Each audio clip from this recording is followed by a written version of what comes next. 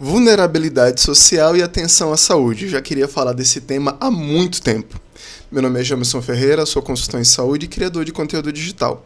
Nesse vídeo, a gente vai entender o significado de vulnerabilidade social e a relação da oferta dos serviços de saúde em relação a essa temática. Quando você ouvir vulnerabilidade social e como os serviços de saúde podem se comportar, você vai lembrar. Tá bom? Então vamos lá, fica comigo, esse vídeo foi feito para você. A primeira coisa, o que é vulnerabilidade? É um termo que a gente pode pensar que é o seguinte, ok, tem a ver com vulnerável, tem a ver com risco? Sim. Essas duas palavrinhas, elas são relacionáveis. Então, vulnerabilidade é o termo que refere uma situação de risco ou um grau de exposição ao risco. E quando existe vulnerabilidade, existe uma possibilidade de que esta pessoa ela possa sofrer danos, perdas. Claro, e a gente nem está falando se é vulnerabilidade em qual área temática. Vulnerável é uma situação na qual uma ou mais pessoas estão expostas a um risco. E se existe risco, existe possibilidade de danos. Tudo bem. Então a gente já explicou isso, tá? Quando a gente pensa na relação de um país, no caso, o nosso país, Brasil, quando a gente pensa a relação do Estado, do governo para com os seus cidadãos, a gente pensa o seguinte, como o Estado pode diminuir a situação de vulnerabilidade dos seus cidadãos? E olha que a gente ainda não está adentrando nas possibilidades de vulnerabilidade. Primeira coisa, há necessidade de que hajam leis, ou seja, um arcabouço legal que determine, que oriente quais são os direitos, quais são os deveres, aquilo que é meu, aquilo que é seu, aquilo que deve ser protegido, aquilo que não deve acontecer. Então, quando a gente começa a ter essas demarcações, você vai compreender que a Constituição brasileira é o maior arcabouço na qual defende a necessidade de que sejam resguardados direitos e deveres e também uma proteção, ou seja, que sejam criadas estratégias para que os seus cidadãos sejam protegidos. Então, o funcionamento dessas regras, ele é praticado por meio das instituições, chamado de aparelhos, os aparelhos institucionais, né, do Estado, que pode ser governo federal, estadual ou municipal. E aí, a gente vai chegar agora na vulnerabilidade social. A definição de vulnerabilidade social, ela está na nossa Política Nacional de Assistência Social, ano 2004. Lembrando, a nossa Constituição é de 1988 e o surgimento da Política Nacional da Assistência Social ela é de 2004. Nessa redação, ela trouxe as seguintes características de pessoas que estão em vulnerabilidade social. Ele elencou critérios. Então, olha só. Aqui a gente vai perceber que são critérios ligados a pesquisas nacionais, por exemplo, IBGE, e cada linha vem trazendo características diferentes. Então, aqui na primeira linha, do censo de 2000, você vai ver a questão de estrutura e moradia. Na segunda linha, vai entrar renda familiar. Na terceira linha, a divisão da renda familiar e a análise por pessoa. Na quarta linha, a composição desta família e o acesso à educação. Na quinta linha, o acesso ao mercado de trabalho. Aqui, a gente começa a perceber a relação de educação e processo de trabalho, né? E nessas duas últimas linhas a gente percebe a composição, a quantidade de pessoas na família versus o acesso à renda familiar e per capita. E por último, a ideia de renda familiar a partir de parâmetros compreendendo esse valor por pessoa. Então, para a Política Nacional de Assistência Social, que está lá publicada, nós temos critérios socioeconômicos, mas com destaque ao fator financeiro, de uma visão de núcleo familiar e a análise do quanto fica esse valor por pessoa. E é claro que essa construção teórica veio a partir de pesquisas nacionais. Então, diante disso, o termo vulnerabilidade social ele foi demarcado justamente para a elaboração de políticas públicas, inclusive estratégias que venham a combater a vulnerabilidade social. Ok? Para o Ministério da Saúde, em uma visão mais recente, o termo vulnerabilidade social ele apareceu mais recente numa portaria de 2023 com essa redação aqui. Condição ou de indivíduos ou grupos em situação de vulnerabilidade, que os tornam expostos a riscos de saúde. Ou seja, quais daqueles fatores aumentam a possibilidade de que uma ou mais pessoas venham a adoecer, por exemplo, ou até mesmo a chegar a óbito. E temos a níveis significativos de desagregação social, resultados de processos acentuados de exclusão, discriminação, enfraquecimento, provocado por fatores tais como pobreza, que é um fator socioeconômico, crises econômicas, nível educacional deficiente, localização geográfica e precária, baixos níveis de capital social, humano e cultural. Então, quando o Ministério ele traz isso como uma leitura de vulnerabilidade social, é para que você que está assistindo esse vídeo possa compreender que onde é que eu vou encontrar o público para atender e do que tipo ou quais variáveis ligadas à vulnerabilidade social podem estar fragilizando esse indivíduo e aumentando o risco que ele venha a ter processos de adoecimento. Diante dessa multiplicidade de compreensão do que é vulnerabilidade social, eu trouxe um artigo de revisão de literatura, na qual se encontrou 3 grupos de possibilidades de compreensão do que é vulnerabilidade social. Então, nós temos a vulnerabilidade social em relação à exposição a riscos. Por exemplo, na área da saúde, ainda na década de 80, 70, 80, nós vimos em relação a proliferação de estudos relacionados a comportamentos de risco, grupos de risco, para possível aumento de risco em relação ao contato com o vírus da AIDS. Então, daí veio uma linha de análise de vulnerabilidade, tá? Mas existe uma série de fatores que podem aumentar o risco de adoecimento. Temos a vulnerabilidade social com aspectos demográficos e socioeconômicos, que a gente viu muito forte na PNAS de 2004.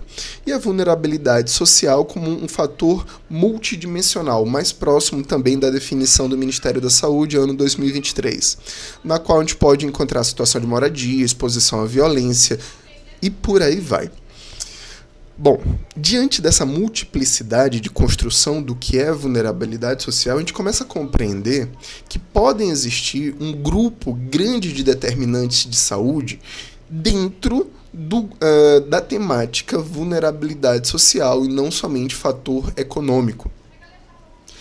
Quem estiver pesquisando essa área vai encontrar um termo também que pode gerar confusão, que é a seguridade social, e a gente vai explicar isso. Qual a relação entre vulnerabilidade social e seguridade social? A seguridade social, de acordo, com o governo federal, ela compreende um conjunto de políticas destinadas à proteção social de toda a população. Já na nossa Constituição, ainda de 88, a seguridade social ela é composta de pelo menos ações ligadas à assistência social, educação e saúde. Então, assegura direitos básicos como saúde, assistência social e previdência social, tendo como princípios de dignidade humana, solidariedade e justiça. Isso aqui está na nossa Constituição de 88. Por meio do Estado, e Estado aqui é governo federal, governo estadual e governo municipal, cada um com responsabilidades diferentes, são implementadas no âmbito da seguridade social ações que visam assegurar um patamar mínimo de bem-estar, o que envolve a garantia da seguridade econômica, da manutenção à saúde e da preservação da vida e dignidade humana. Então, qual é a relação entre vulnerabilidade e seguridade social? A seguridade social constitui um conjunto de ações para retirar as pessoas de situação de vulnerabilidade social. O Brasil ele tem um histórico, né, desde a partir de 2004, de conjunto de ações, de programas de assistência social visando o repasse de recursos e a oferta de possibilidades para que estas famílias, grupos familiares, núcleos familiares ou pessoas sozinhas possam sair desse patamar de vulnerabilidade socioeconômica. O Bolsa Família ele não foi o primeiro, tá? Ele veio de uma linhagem de programas, né, como Auxílio Gás, Bolsa Escola, o ProJovem e por aí vai. E ele foi uma consolidação dessas iniciativas de programas sociais que visavam o repasse de recursos a essa população que foi identificada como vulnerabilidade socioeconômica por meio de repasse de recursos e acompanhamento da assistência social e que tinham condicionalidades. Ou seja, era o compromisso, era o que a pessoa tinha que fazer para manter esse recurso sendo repassado. O Bolsa Família hoje, ele é o maior programa, mas ele não é o único, existem outras estratégias. Então, hoje, o Bolsa Família, ele é um programa federal de transferência direta e indireta de repasses da assistência social, saúde e educação e emprego destinado às famílias. Isso é uma redação do Ministério da Saúde de apresentação do programa Bolsa Família. E o Bolsa Família ele tem 3 tipos de condicionalidade. Ele tem, o que é a condicionalidade? É a relação, condições que a pessoa ou o grupo familiar, quando contemplado, ele deve apresentar, ou seja, é a corresponsabilidade para manter esse recurso. Então, com a assistência social, ele tem que manter o cadastro atualizado e não pode passar mais do que 2 anos. Com a educação, ele tem que apresentar a frequência escolar. E com a saúde? O que é que uma família beneficiária do Bolsa Família tem que apresentar para manter o recurso? Então, a primeira coisa, se tiver mulheres gestantes, vai ter que fazer o pré-natal e ter que comprovar o pré-natal. Crianças, tem que ter avaliação do estado nutricional. Mulheres de idade de 14 a 44 e crianças menores do que 7 devem ser assistidas por uma equipe de saúde. Mas como é que isso funciona? De 6 em 6 meses, ou seja, isso é um termo, né, que é chamada de é o período mínimo de acompanhamento. Então, neste conjunto de prazos, neste prazo de 6 meses, uma família ela é elencada pelo Ministério, então é o Ministério que indica, o Ministério do Desenvolvimento Social indica para o Ministério da Saúde e essa informação chega até o município, de que aquelas famílias precisam ser acompanhadas naquele período de 6 meses. E o acompanhamento começa com o agente comunitário de saúde e encerra com a equipe. Então ele começa com a visita do agente comunitário de saúde, identifica, visita, informa no ESUS que visitou ou em outro prontuário eletrônico que vai informar o ESUS, e essa família depois ela é indicada para ser atendida, acompanhada por uma equipe de saúde da família. Qual é o problema? Em muitos municípios, ao longo da criação do Bolsa Família, durante todo esse período, se tem muitos vícios, desde o cadastro inadequado de pessoas que não se enquadram no perfil, mas devido a baixa qualidade da informação ou informações que não são verdadeiras, famílias acabam sendo beneficiárias de forma incorreta e quem precisa fica sem vaga.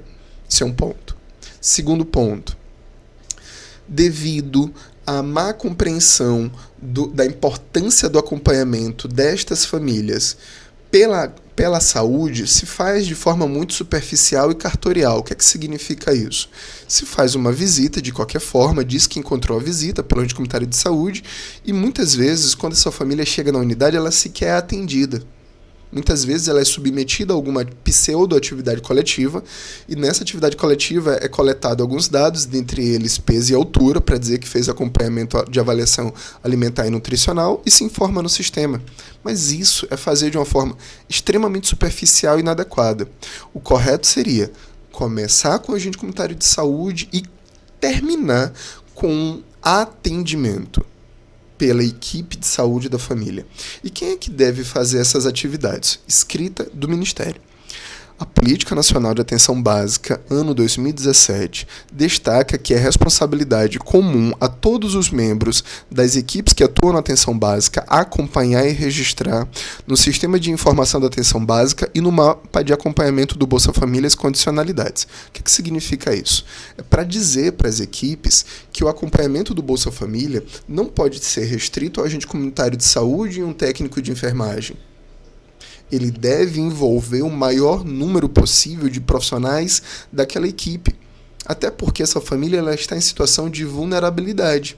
Então, o recurso que ela recebe do programa Bolsa Família é para ajudá-la a sair de um patamar de vulnerabilidade socioeconômica e oferecer a ela condições mínimas de redução dessa vulnerabilidade. Ou seja, a gente vai ver uma família que está recebendo o valor do Bolsa, e esse valor do Bolsa muitas vezes é a única renda ou maior renda, talvez maior renda. E aí, essas famílias elas podem estar vindo de uma situação de desnutrição, alimentação inadequada, condições de moradia inadequada e várias outras possibilidades. Então, por isso, há necessidade da gente questionar como é que a gente está acompanhando os públicos do Bolsa. Muitas vezes a forma é completamente superficial e cartorial, só para manter os valores altos. Como é que é feito na maioria das vezes? Só é feito no final de cada semestre, de forma obrigatória, para que um município não seja chamado a atenção porque diminui o seu percentual de acompanhamento de famílias beneficiárias. Isso é muito superficial e muitas vezes cínico, porque quando você vai acompanhando ao longo do semestre os relatórios, está lá embaixo o acompanhamento do perfil das famílias beneficiárias e no último mês salta de 2% para 98%. Isso ao final de um semestre. E isso não é questionado nem pelo Estado, nem pelo Ministério. Ou seja, essa falta de diálogo a partir dessa evolução mágica dos dados acaba reforçando esse acompanhamento superficial que é feito por muitos municípios. Mas existem outras situações de vulnerabilidade e existem outras situações que a gente pode oferecer o acompanhamento que não seja esse acompanhamento obrigatório, forçado para pessoas que são beneficiárias do Bolsa Família. E aí a gente vai pensar o seguinte: que equipes têm perfil de acompanhamento para pessoas em situação de vulnerabilidade social? Equipe ribeirinha, fluvial, equipe de saúde ribeirinha, fluvial, equipe de atenção primária prisional, equipe de atenção prisional, porque a pessoa já está em situação de privação de liberdade, então já está em situação de vulnerabilidade. Equipe de consultório na rua, que atende pessoas em situação de rua. Todas essas equipes vão lidar com um público com diversas formas, diversos tipos de vulnerabilidade.